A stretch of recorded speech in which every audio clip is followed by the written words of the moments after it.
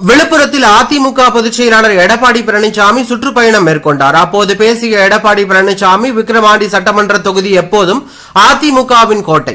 அடுத்த ஆண்டு நடைபெறும் சட்டமன்ற தேர்தலில் அதிமுகவை வெற்றி பெற செய்து அதை மக்களாகிய நீங்கள் நிரூபித்து காட்ட வேண்டும்.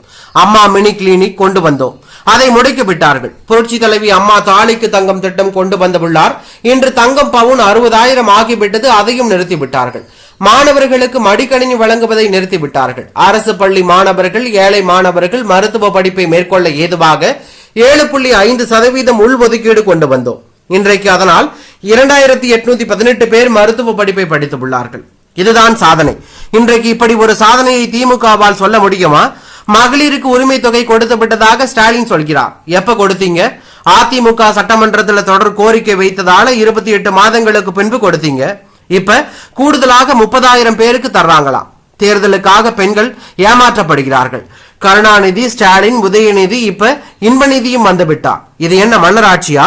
குடும்ப ஆட்சிக்கு முடிவு கட்டும் தேர்தல் 2026 தேர்தல். ஜனநாயக முறைப்படி நடக்கும் கட்சி அதிமுக. அதனால் தான் சாதாரண விவசாயியான நான் உயர் பதவிக்கு வந்துள்ளேன். மாணவர்களுக்கு கல்லூரி திறக்க பணம் இல்லையாம். ஆனா உங்க அப்பாவுக்கு எழுதாத பேனாவை நடுக்கடல்ல வைக்க 82 கோடி செலவிடுவீங்களா?